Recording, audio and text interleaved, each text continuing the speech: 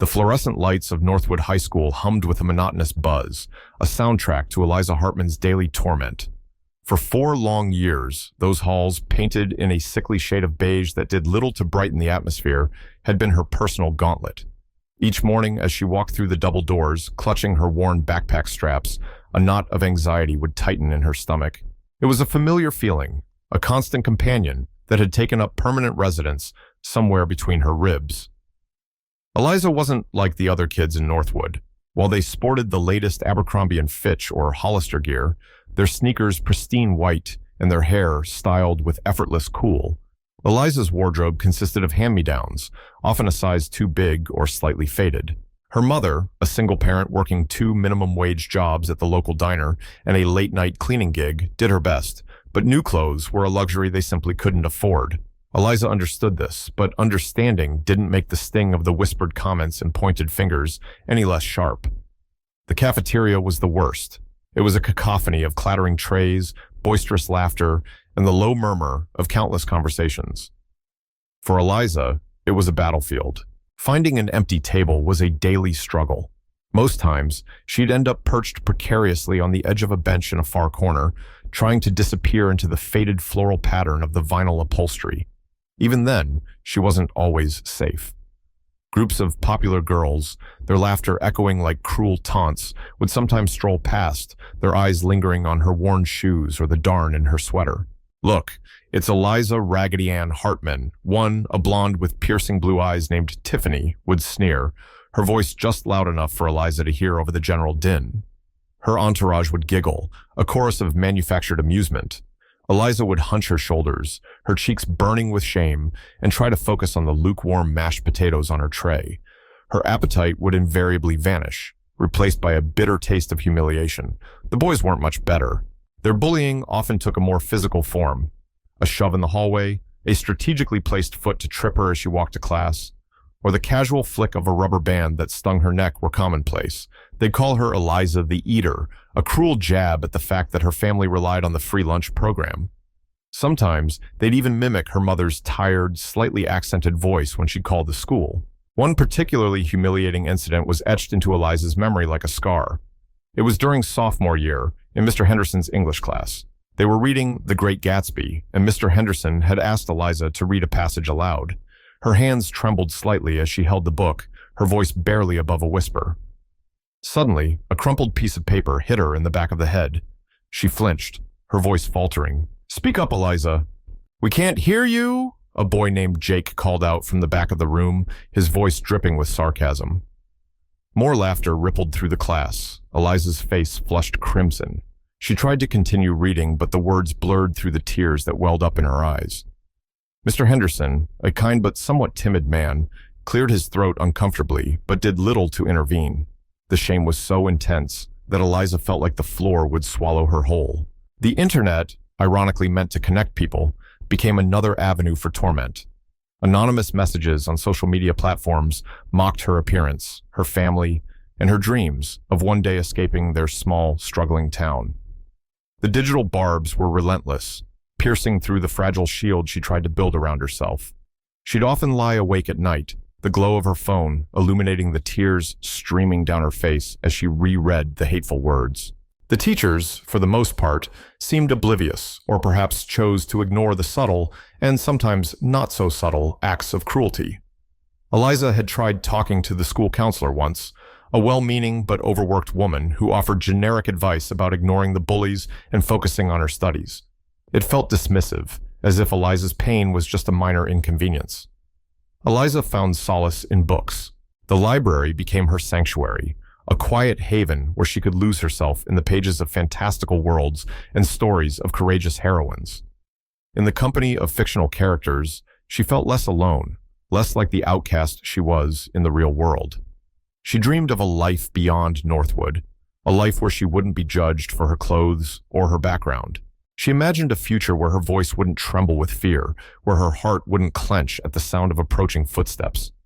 Despite the constant barrage of negativity, a tiny spark of resilience flickered within Eliza. It was a stubborn ember, refusing to be extinguished by the downpour of cruelty. Deep down, she knew she deserved better. She knew she was more than the labels they tried to stick on her.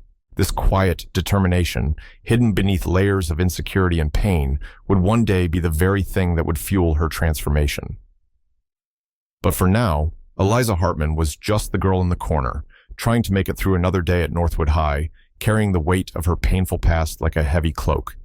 The scars, both visible and invisible, were a testament to the battles she fought daily, silent wars waged within the confines of those beige hallways. And as the final bell rang each afternoon, signaling a temporary reprieve, Eliza would hurry out of the school building, the weight on her shoulders momentarily lighter, already bracing herself for the inevitable return to the battlefield the next morning. Years passed, each one a carefully constructed brick in the wall Eliza was building between her past and her present. The final bell that signaled her graduation from Northwood High was not just the end of a school day, it was the resounding clang of a prison door slamming shut on a chapter she desperately wanted to forget. She didn't attend the graduation ceremony. The thought of standing on that stage, under the gaze of the very people who had made her life miserable, was unbearable. Instead, she and her mother celebrated with a quiet dinner at their small apartment, a modest but heartfelt acknowledgement of a significant milestone. Eliza had poured all her pent-up frustration and yearning for a better future into her studies. Books, once her refuge, now became her tools for advancement. She devoured knowledge, her mind a sponge, soaking up every lesson, every concept. She earned scholarships and grants, a testament to her hard work and dedication, and enrolled in the local community college. The anonymity of a larger student body and the focus on academic pursuits offered a welcome change from the suffocating social dynamics of high school. At community college, Eliza began to shed the layers of insecurity that had clung to her for so long. She discovered a passion for computer science, a field that resonated with her logical mind and offered the promise of a stable and fulfilling career.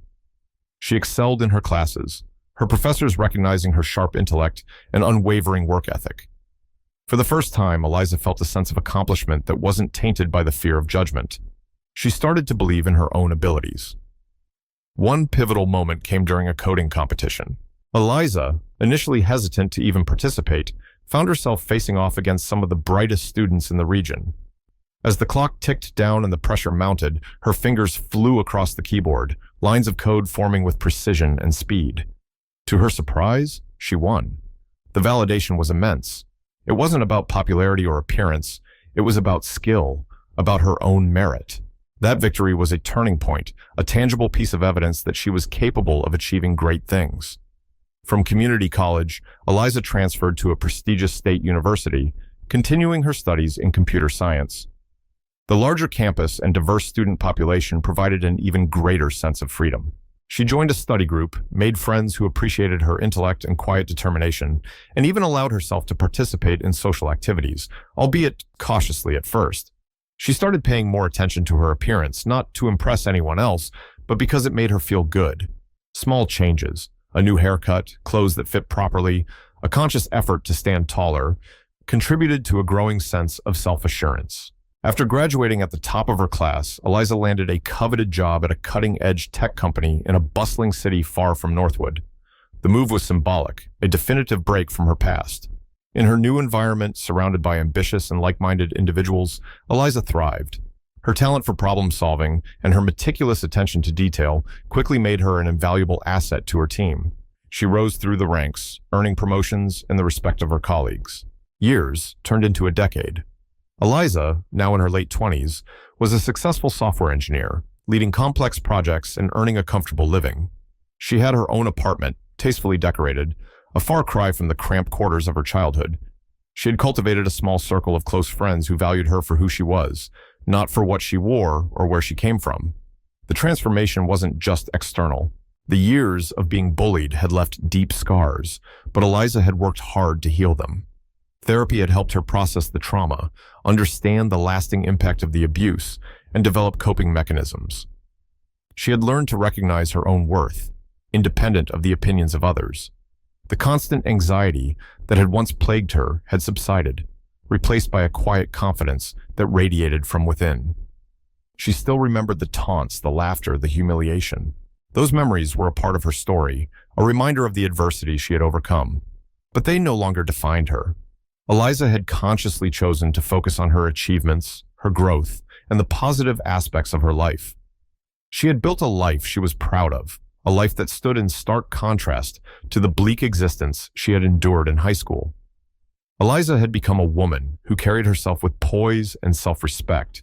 Her eyes, once downcast and filled with fear, now met the world with a steady gaze. Her voice, once barely a whisper, was now clear and confident. She had learned to advocate for herself, to speak her mind, and to stand up for what she believed in. The girl who had once tried to disappear had not only found her voice, but was using it to navigate the world with strength and conviction. The transformation was complete. Eliza Hartman, the bullied outcast of Northwood High, was now a confident and successful woman, a testament to the power of resilience and the human spirit's ability to rise above adversity. A decade and a half had passed since Eliza last set foot in Northwood. The invitation to the 15-year high school reunion had arrived a few weeks prior, a glossy card featuring a nostalgic photo of the graduating class. For years, the thought of returning had been unimaginable, a trigger for the buried anxieties of her teenage years. But something had shifted within her. The years of healing and growth had instilled in her a quiet strength, a sense of closure that she hadn't anticipated. After some deliberation, she decided to go. Not to flaunt her success or seek revenge, but to simply bear witness to her own transformation, to close the final chapter on that painful part of her life. The Northwood High Gymnasium, the very place where she had endured countless humiliations during awkward school dances and dreaded pep rallies, had been transformed. Fairy lights twinkled around the basketball hoops, tables draped in white linen were scattered across the polished floor, and a DJ played a mix of 90s and early 2000s hits. The air buzzed with the excited chatter of people catching up, their faces etched with the subtle lines of time and experience. Eliza, dressed in a simple but elegant black dress that exuded understated confidence, took a deep breath as she stepped inside. She scanned the crowd, a sea of familiar yet slightly aged faces. It took a moment to recognize some, time having softened the sharp edges of youth. She spotted a few former classmates she had been friendly with, exchanged warm greetings, and engaged in polite conversation, a stark contrast to the silent, fearful presence she used to maintain. Then she saw them. Tiffany, her blonde hair now styled in a sophisticated bob, was laughing with a group near the refreshment table. Jake, slightly heavier around the middle but still with that same cocky grin, stood nearby, holding a drink. Eliza's heart gave a slight lurch, a ghost of the old anxiety fluttering within her. She could feel the familiar sting of those old wounds, but it was muted now, like a dull ache rather than a sharp stab. Taking another deep breath, Eliza decided to approach them, not with anger or resentment, but with a sense of calm resolve. As she walked towards their group, she noticed Tiffany's eyes land on her. There was a flicker of recognition, followed by a subtle narrowing of her gaze. "Well, look who it is," Tiffany said, her voice still carrying that familiar edge of condescension. "Eliza Hartman, haven't seen you in ages." Jake turned, his eyes widening slightly as he took in Eliza's appearance. "Wow, Eliza, you look different." There was a hint of surprise in his tone, perhaps even a touch of something akin to admiration.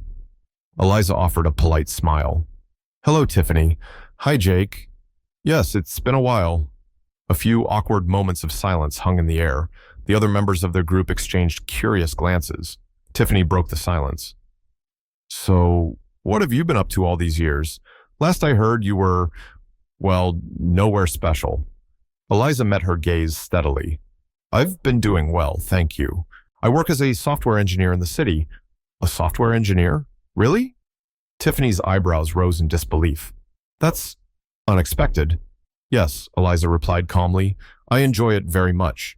I've had the opportunity to work on some interesting projects." She didn't elaborate, didn't feel the need to boast or prove anything.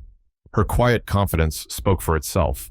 Jake, who had been observing Eliza with a newfound interest, chimed in. "That's impressive, Eliza. I remember you were always smart." It was a grudging admission, but it was there. The conversation continued in this vein for a few more minutes, a strange mix of polite inquiries and veiled curiosity. Eliza answered their questions honestly, but without dwelling on the details of her success. She spoke of her work, her travels, her life, painting a picture of a woman who was content and fulfilled. Then Eliza decided to address the elephant in the room, albeit indirectly. "You know," she said, her voice soft but clear, High school was a challenging time for me. There were moments that were quite difficult. Tiffany and Jake exchanged uneasy glances. The other members of their group shifted uncomfortably. Eliza continued, her gaze sweeping gently between them. I remember feeling very alone and often hurt by the way I was treated. She didn't name names, didn't recount specific instances of their cruelty. She simply stated her experience. A tense silence descended upon the group. Tiffany finally spoke, her voice surprisingly subdued. Eliza, I'm sorry if we ever made you feel that way. We were young and, honestly, not very kind. Jake nodded in agreement. Yeah, me too. High school kids can be real jerks. Eliza looked at them, truly looked at them, and saw not the menacing figures of her past, but middle-aged adults grappling with their own lives and perhaps their own regrets. She saw a flicker of genuine remorse in their eyes.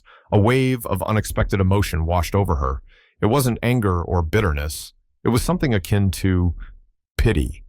Pity for their younger selves, for the insecurity that had likely fueled their cruelty. And then, a profound sense of peace settled within her. I know, she said gently, and I understand. We were all just trying to figure things out. She paused for a moment, then continued, I've moved on. I've built a good life for myself, and I've chosen to forgive. Not because you necessarily deserve it, but because holding on to that anger and resentment only hurts me. Her words hung in the air, heavy with unspoken meaning. The shift in the atmosphere was palpable. The bravado that had once surrounded Tiffany and Jake seemed to have dissipated, replaced by a quiet humility. Thank you, Eliza, Tiffany said softly, her eyes meeting Eliza's with a sincerity she hadn't shown in years. Jake simply nodded, a thoughtful expression on his face. The conversation shifted again, becoming less about the past and more about the present. They talked about their families, their careers, the mundane details of adult life. The animosity that had once defined their interactions had vanished, replaced by a fragile sense of shared history and perhaps even a glimmer of respect. Later in the evening, as Eliza mingled with other classmates, she felt a lightness she hadn't anticipated. Facing her former bullies hadn't been about confrontation or vindication. It had been about acknowledging her pain, recognizing her growth, and choosing to release the burden of the past. In that moment, surrounded by the echoes of her teenage years, Eliza Hartman knew she had truly come full circle.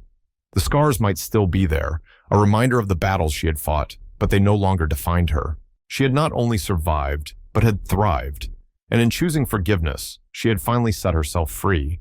The rest of the evening at the Northwood High reunion unfolded with a subtle shift in atmosphere around Tiffany and Jake. After their conversation with Eliza, a quiet introspection seemed to settle upon them. They still mingled with their usual crowd, but the boisterous laughter and casual banter seemed to have lost some of their former vibrancy. Tiffany found herself replaying the interaction with Eliza in her mind. She had expected, what exactly? A bitter confrontation? A triumphant gloating over her success?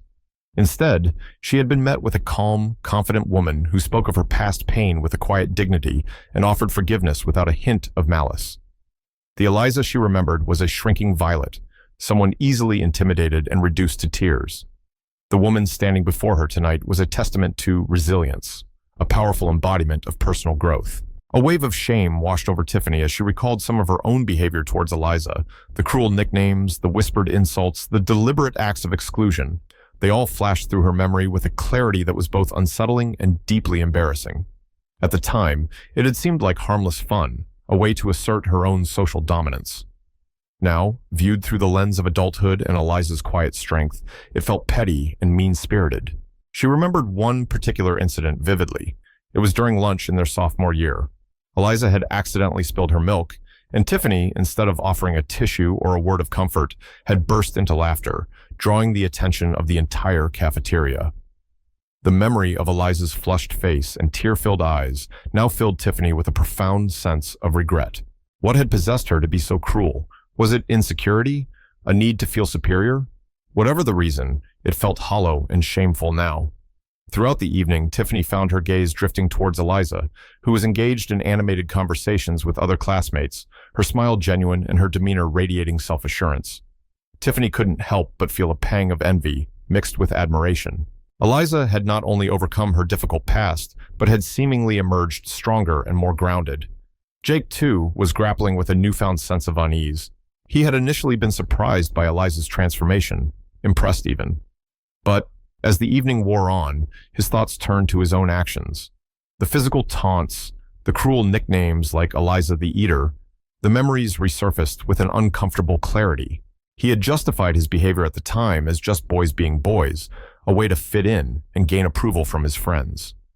But seeing Eliza now, a successful and confident woman, made his past actions seem childish and cruel.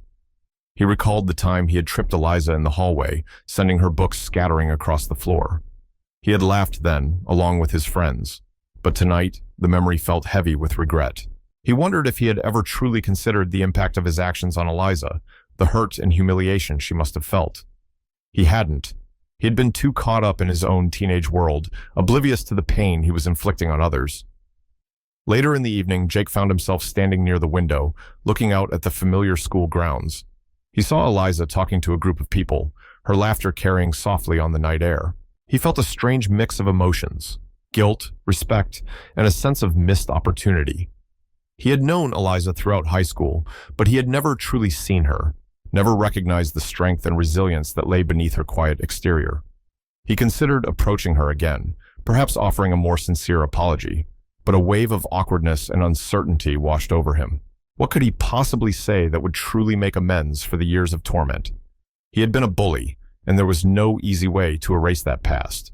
Throughout the rest of the reunion, both Tiffany and Jake found themselves observing Eliza from a distance, their initial surprise giving way to a deeper understanding of the person she had become.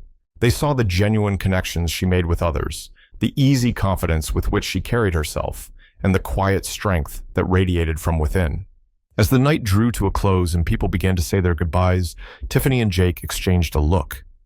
There was an unspoken acknowledgement of their shared experience, a silent understanding of the weight of their past actions.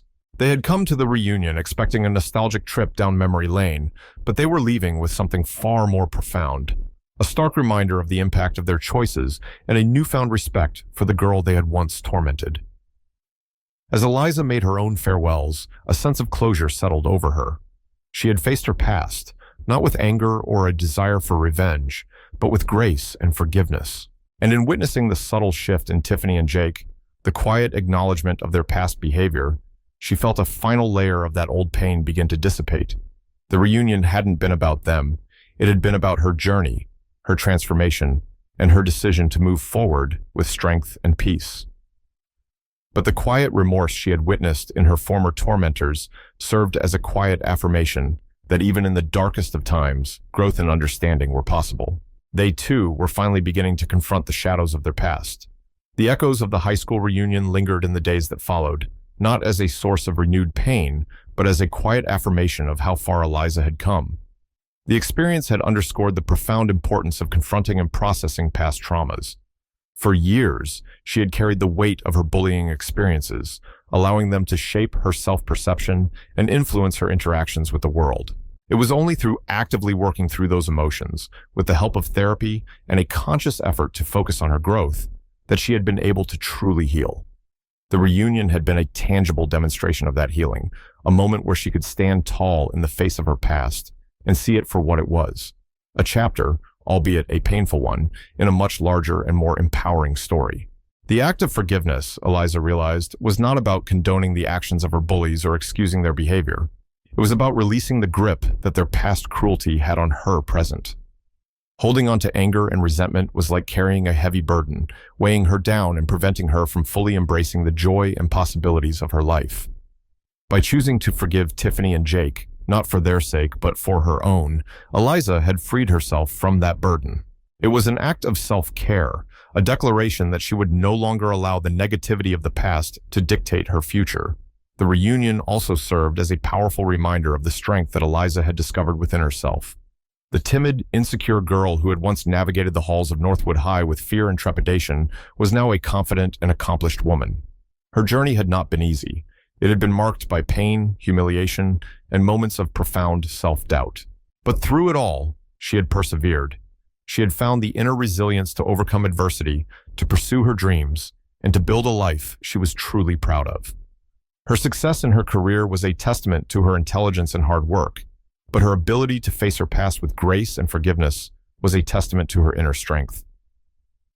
Eliza's story is a powerful illustration of the transformative power of time, healing, and self-belief. It highlights the fact that the wounds of the past, no matter how deep, do not have to define us.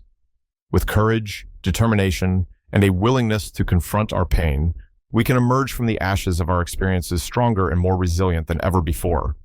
It underscores the importance of seeking support when needed, whether it's from friends, family, or professionals. Therapy had played a crucial role in Eliza's healing process, providing her with the tools and guidance to navigate her emotions and develop healthy coping mechanisms. Furthermore, Eliza's journey emphasizes the significance of self-worth. For so long, she had allowed the negative opinions of others to dictate her perception of herself. It was only when she began to recognize her own inherent value, independent of external validation, that she truly started to flourish. Her accomplishments in her career and her ability to build meaningful relationships were all rooted in this newfound sense of self-acceptance. The subtle signs of remorse that Eliza had witnessed in Tiffany and Jake at the reunion also offered a glimmer of hope for the possibility of change and growth in others. While their past actions were inexcusable, their apparent regret suggested that they, too, had perhaps learned from their experiences. It served as a reminder that people are capable of evolving and that even those who have caused us pain may one day come to understand the impact of their actions. Ultimately, Eliza's story is a message of empowerment. It demonstrates that we have the agency to shape our own narratives, to break free from the shackles of the past, and to create a future filled with purpose and fulfillment. It's a reminder that true strength lies not in seeking revenge or holding on to bitterness, but in the courage to forgive, to heal, and to embrace our own resilience. Eliza Hartman's journey from a bullied teenager to a confident and successful woman is a testament to the enduring power of the human spirit, a beacon of hope for anyone who has ever felt marginalized, hurt, or defined by their past. It shows that with inner strength, perseverance, and the willingness to forgive, we can all rise above our challenges and find the power within ourselves to not just survive, but to truly thrive. Hey everyone, if you're enjoying the content, I'd really appreciate it if you'd hit that like button, drop a comment with your thoughts, and subscribe to the channel for more updates. Don't forget to share it with your friends too. Let's spread the word together. Thanks for the support.